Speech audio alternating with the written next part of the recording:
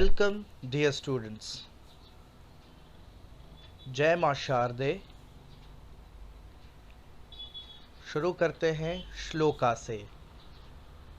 कर्मण्यवाधिकारस्ते माँ फलेषु कदाचन माँ कर्म फल हेतु भूमो ते सुगोस्त्व कर्मणि। श्लोका ऑफ द मंथ के साथ में now I want to explain you that in this video we are going to discuss about textual exercises. Okay, chapter 5, diseases and prevention. This is the fourth video. The first video was of reading, second was of explanation. In explanation part we had distinctively divided that video in two parts, part A and B. And after that, this is the final video of this chapter in which we are going to explain textual exercises. So let's start, my dear students. This is the time to answer which is given in the page number 182. Time to answer first number question given in page number 182. Okay, there are some blanks in this table and you have to just fill the blanks. Okay, I am going to explain this table to you. In first column there are the names of some deficiency diseases. In the second column there are some names of the causes by which these deficiency diseases take place, and the third column in which we have written the sources of the nutrient. Okay, so I am going to explain this table. The first deficiency disease is beriberi, which is caused by the deficiency of vitamin B1. बेटा अगर आपके शरीर के अंदर vitamin B1 की कमी होगी तो आपको बेरीबेरी नामक डिजीज बीमारी हो सकती है। लेकिन अगर आपको विटामिन B1 अपने शरीर में उसकी मात्रा को बनाए रखना है तो बेटा there are some sources of nutrient: unpolished rice, peas, meat, cereals, milk. If you take these things in your diet, your amount of vitamin B1 in your body will be in control and beriberi disease will not take place in your body. Beriberi disease आपको होगा नहीं. You can't suffer from this disease if you have a proper amount of vitamin B1 in your body. So for that you have to take unpolished rice, peas, meat, cereals, milk, etc. So this was the first question, beriberi. Now the second, what is the deficiency disease name? It's anemia. It is caused by the lack of iron. अगर आपके शरीर में iron की कमी है तो आपको anaemia नाम की बीमारी हो सकती है। लेकिन अगर आपको अपने शरीर में आयरन की मात्रा बढ़ानी है, you can take apple, spinach, banana, pulses, egg yolk, liver, brinjal, guava, these things in your diet. अगर आप ये सारी चीज़ें अपने डाइट में लेंगे, खाएंगे तो आपके शरीर में आयरन बना रहेगा और अनेमिया नाम की बीमारी आपको बिल्कुल भी नहीं होगी. Now the third deficiency disease is night blindness. Hindi में इसे रतौंधी कहते हैं. अंधेरा होने के बाद एकदम कुछ दिखाई नहीं देता शाम के बाद. इस डिजीज में विटामिन ए की कमी से होती है ये डिजीज. और विटामिन ए आपको कौन से डाइट में मिल सकता है? लीफी वेजिटेबल्स, जितने वेजिटेबल्स पत्ते वाले हैं जैसे कैबेज, ओके, स्पिनच, ये सब कुछ आपको खाना पड़ेगा. पपाया, ठीक है, mango, carrot, milk, fish, egg yolk, butter, tomato, इस तरह की चीज़ें खाने से आपको विटामिन ए की कमी नहीं होगी और नाइट ब्लाइंडनेस जैसी डेफिशिएंसी डिजीज से आप बचे रहेंगे. Now the fourth one is osteoporosis. Osteoporosis में आपकी हड्डियां कमज़ोर हो जाती हैं. इसलिए अगर आपके शरीर में कैल्शियम की कमी है, if your bodies lack calcium then you are vulnerable to osteoporosis. मतलब आपको ये बीमारी हो सकती है अगर आपके शरीर में कैल्शियम की कमी है. तो कैल्शियम को बढ़ाने के लिए क्या कर सकते हैं? दूध और दूध के जितने प्रोडक्ट्स हैं वो सारे कैल्शियम के मेन सोर्सेस हैं। तो दूध और दूध से बनी चीज़ें खाएं, कैल्शियम बढ़ाएं। Okay, now scurvy, fifth point. Scurvy जो है बेटा वो विटामिन सी की कमी से होता है, और विटामिन सी जितनी खट्टी चीज़ें होती है उसमें आपको मिलेगा। साइट्रस फ्रूट जितने भी हो गए जिसमें साइट्रिक एसिड होता है, जैसे कि ऑरेंज हो गया, एक एग्जांपल हमने ले लिया। लेमन एक वेजिटेबल में काफ़ी यूज़ होता है, एज अ फ्रूट भी यूज़ होता है लेमन, तो लेमन में भी साइट्रिक एसिड होता है। तो साइट्रस फ्रूट जितने भी है, खट्टे fruit, gooseberry, tomato, cauliflower, cabbage, spinach, ये सारी चीज़ों में आपको साइट्रिक एसिड की मात्रा मिलती है, जिसके वजह से विटामिन सी की कमी आपको होगी नहीं, और स्कर्वी नाम के डिजीज से आप बचोगे। Okay, now this was the first ever question in the given in the page number 182, time to answer. Okay, so after that, time to answer page number 183. There is a small match the columns. Okay, so we are going to discuss. First number is bacteria. So bacteria will be belong to TB and typhoid, because TB means tuberculosis. Tuberculosis में बहुत ज़्यादा खांसी होती है। अगर आपको खांसी एक हफ्ते से या 10 दिन से ज़्यादा है और ठीक नहीं हो रही, तो ये टीबी के लक्षण हो सकते हैं। तो आप इसकी जांच करा सकते हैं। अगर आपको बहुत ज़्यादा खांसी है तो ये बहुत ज़्यादा बड़ा सिम्टम होता है। टाइफॉइड भी एक बहुत बड़ी बीमारी है। तो टीबी और टाइफॉइड ये दोनों बैक्टीरिया के वजह से होती है। ओके, उसके बाद है वायरस। Second is virus. तो वायरस जो है बेटा उसके दो बीमारियां हैं। देखिए, ए नंबर का जो ऑप्शन है वो बिल्कुल 2 नंबर के मैंने आंसर्स भी नीचे लिख दिए, 1 का डी है। Second number virus, AIDS and polio. AIDS and polio ये दो बड़ी बीमारियां हैं जो वायरस के वजह से होती है। Okay, now third number protozoa. ये भी एक तरह का माइक्रोब है, जैसे बैक्टीरिया है, वायरस है, माइक्रो ऑर्गेनिजम्स, वैसे प्रोटोजोआ भी एक तरीके का माइक्रो ऑर्गेनिज्म है। और प्रोटोजोआ के वजह से बेटा मलेरिया होता है। जिनको मलेरिया होता है वो प्रोटोजोआ के वजह से होता है। अब आप बोलोगे सर मलेरिया तो मॉस्किटोज के वजह से होता है। तो बेटा मॉस्किटोज जब आपको काटते हैं तो अपने स्टिंग से आपके बॉडी के अंदर प्रोटोजोअन इंजेक्ट कर देते हैं। मॉस्किटोज के वजह से आपके बॉडी के अंदर प्रोटोजोअन चले जाते हैं, जिसके वजह से मलेरिया होता है। नाउ फंजाई, आप इसको फंगी भी पढ़ सकते हैं। ओके, फंगी के लिए जो है वो है ring warm.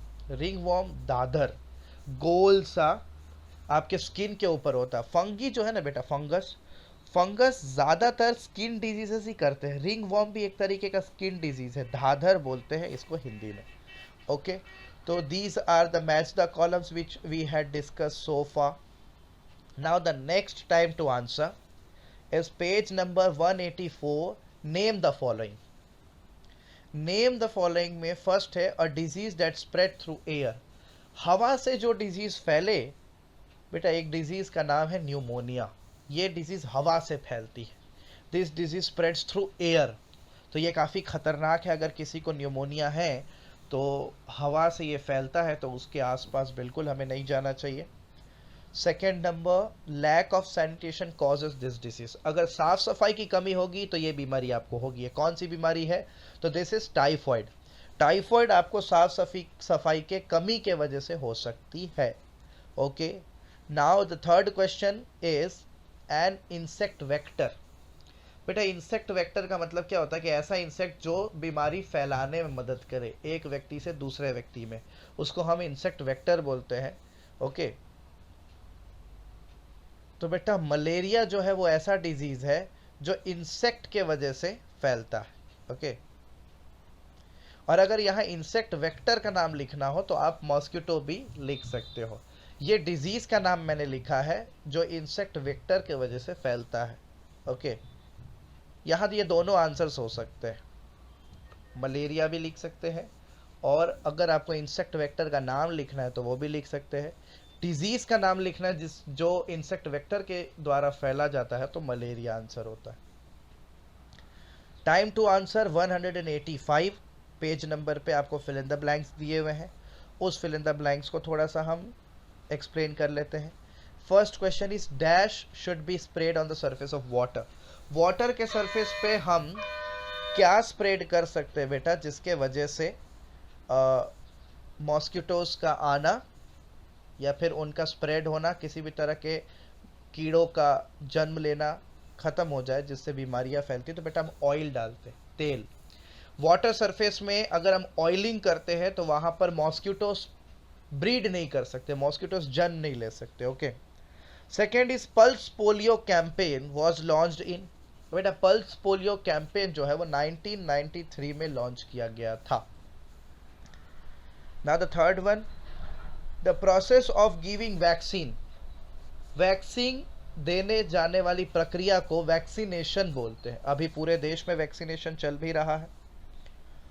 How should be dash and open to air, घर कैसा होना चाहिए, तो घर एयर ही होना चाहिए, उसके अंदर से हवा आनी जानी होनी चाहिए और सनलाइट से ओपन हो चाहिए, बिकॉज सनलाइट की वजह से काफ़ी ज़्यादा बैक्टीरियाज मर जाते हैं। तो houses should be airy and open to sunlight. Now this is the textual exercise, question number A, multiple choice question.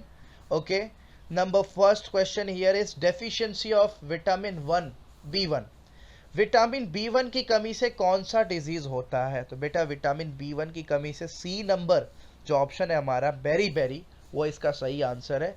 Berry berry नाम की जो बीमारी होती है, it's causes due to the lack of vitamin B1, vitamin B1 की कमी से berry berry नाम का डिजीज होता है।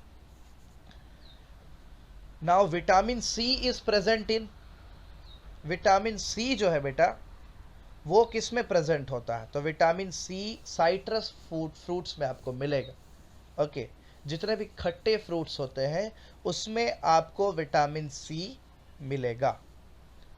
Third number question, sunlight helps in the formation of, sunlight बेटा विटामिन डी के फॉर्मेशन में काफी काम आता है, which is the D number option.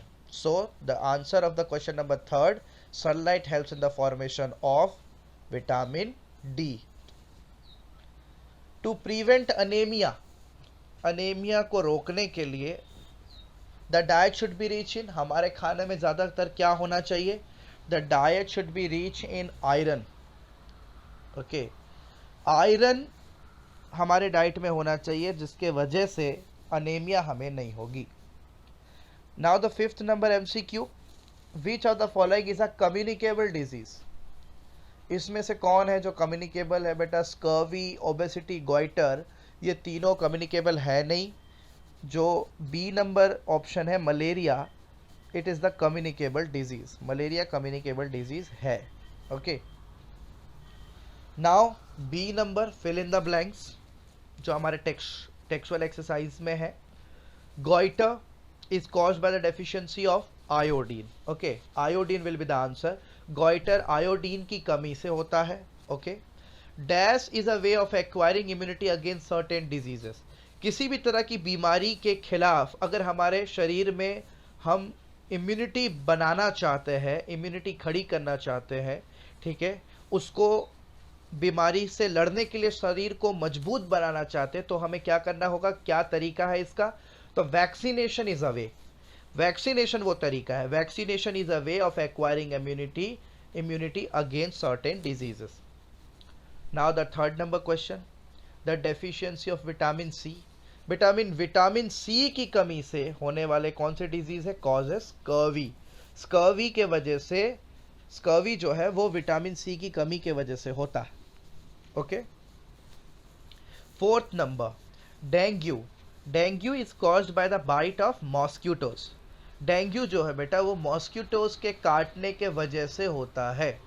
Okay, now dash can grow only inside the body of a living organism, कौन सा ऐसा माइक्रोब है जो सिर्फ लिविंग ऑर्गेनिज्म के अंदर जाने के बाद ही ग्रो कर पाता है, इन्वायरमेंट में खुले में वो ग्रो नहीं कर पाता, किसी लिविंग ऑर्गेनिज्म के अंदर जाए तो ही वो ग्रो कर पाता है, बेटा वो माइक्रोब है वायरस।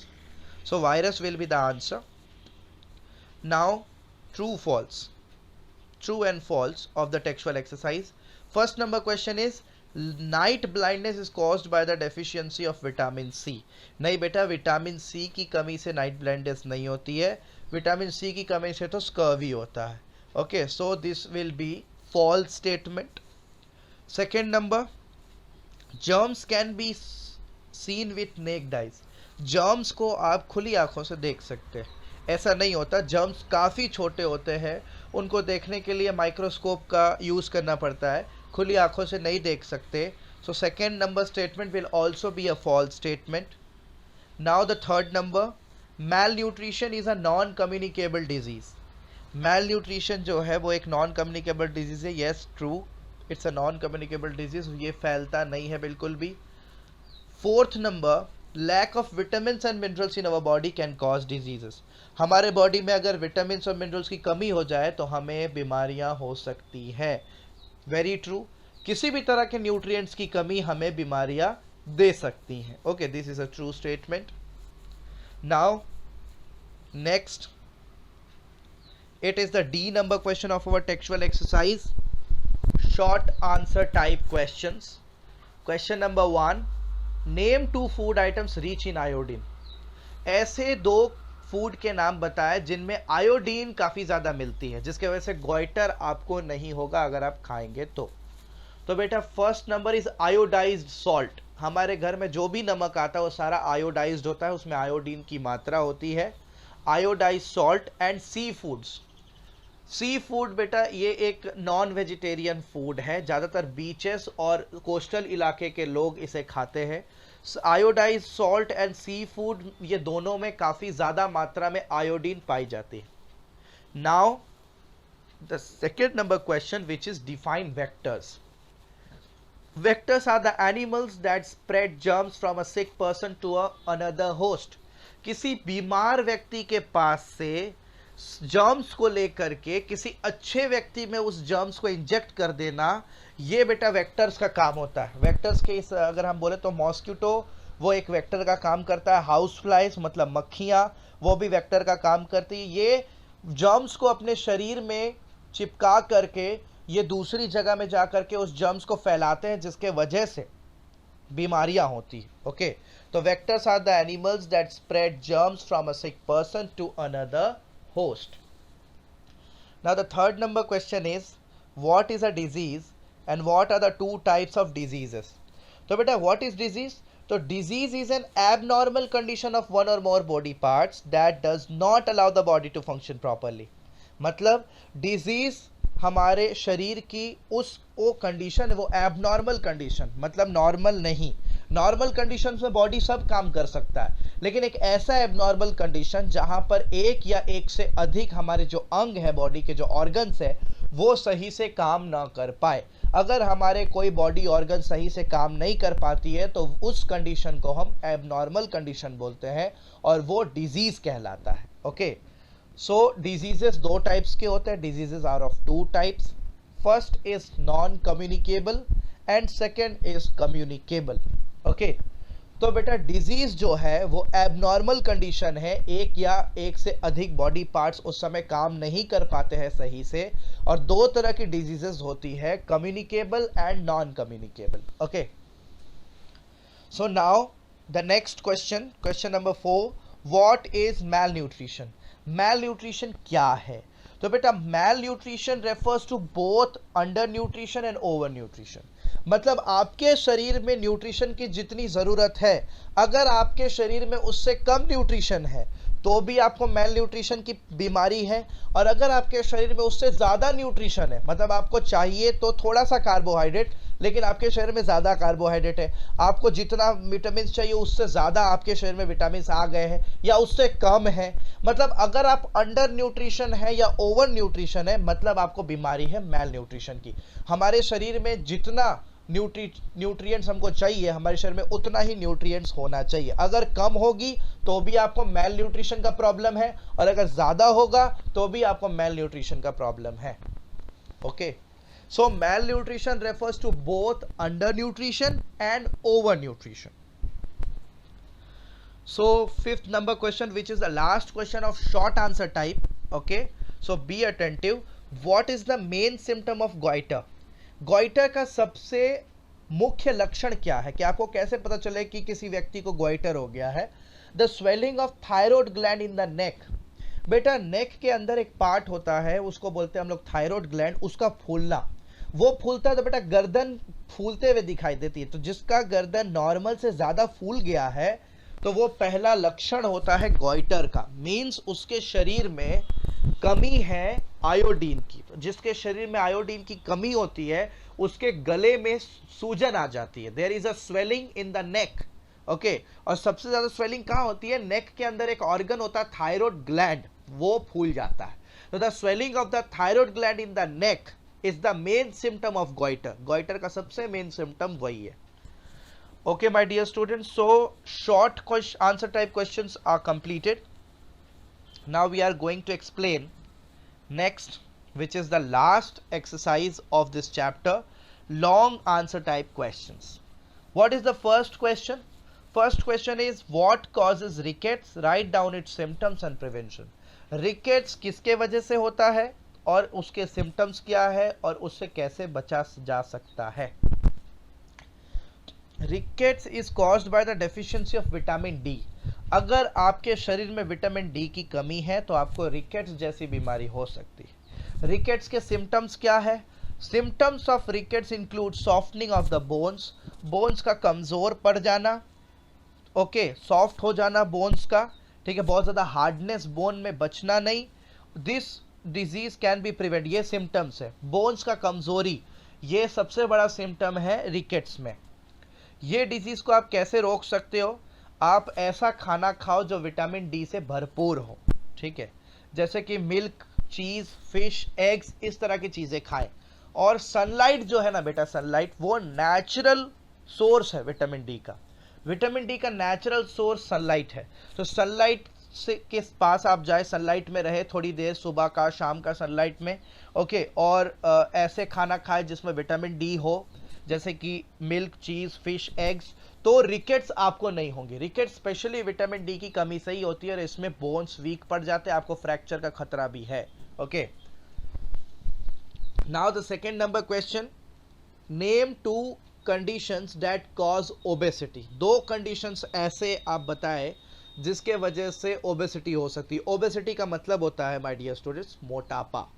मोटापा होने का 2 कारण, excessive intake of fatty foods, fatty foods खाने के, ज़्यादा मात्रा में फैटी फूड्स खाना, ज़्यादा मात्रा में घी, तेल, दूध का सेवन करना, वो कंडीशन, उसके वजह से ओबेसिटी हो सकती है। और हाँ, एक्सरसाइजेस की कमी, अगर आप एक हेल्दी लाइफस्टाइल नहीं जी रहे हो, आपकी एक्सरसाइज जो है वो आप कम कर रहे हो, उतना ज़्यादा एक्सरसाइज नहीं कर रहे हो, आपके एक्सरसाइज में लैकिंग है, तो बेटा फिर आपको आपको ओबेसिटी हो सकती है। ओके, ये 2 कारण है ओबेसिटी के। After that the next question, how can diseases spreads through insect bites. Insect bite के थ्रू डिजीजेस कैसे फैलते हैं? Some insect carry germs from a sick person to another host. कुछ इंसेक्ट्स बेटा क्या होते हैं ना कि वो एक बीमार व्यक्ति के पास से जाके उनके शरीर में से जर्म्स लेकर के आपके शरीर में जर्म्स को एंटर करा देते हैं। वो जर्म्स के कारण आपको वो बीमारी हो जाती है। Okay, this is how disease spread through insect bytes. इसीलिए किसी कीड़े मकोड़े के काटने के वजह से आपको बीमारियां होती है। डेंगू, मलेरिया, ठीक है, स्लीपिंग सिकनेस, ये सारी चीजें जो है वो इंसेक्ट बाइट्स के वजह से ही होती हैं। वेक्टर्स बोलते हैं ऐसे इंसेक्ट्स को जो बीमारियां फैलाते हैं। Okay, now the next question, question number 4, what are the 4 ways of controlling communicable diseases. Communicable diseases को कंट्रोल करने के लिए कोई 4 आपको रास्ते बताने हैं, लेकिन उसमें से मैंने 4 की जगह पे आपको 8 रास्ते दिखाए हैं, 8 पॉइंट्स। ये 8 के 8 पॉइंट्स मैं आपको अभी डिस्कस कर दूंगा और आप ये 8 में से कोई भी 4 याद कर सकते हैं अपने आंसर के लिए। तो फॉलोइंग जो है वो मेथड्स है कि कैसे आप जो बीमारियां फैलती हैं उनको कंट्रोल कर सकते हो, नहीं फैलने दे सकते हो। पहला, kitchen, toilets and bathroom should be clean regularly. Kitchen, toilet, bathroom, ये तीनों को रेगुलरली साफ रखना है आपको अपने घर के अंदर में, ठीक है। विंडोज और डोर्स में आपको नेट्स लगा के रखने ताकि मॉस्किटोज जो है वो घर के अंदर ना आए, क्योंकि मॉस्किटो बाइट की वजह से डेंगू, मलेरिया जैसी खतरनाक बीमारियां होती हैं।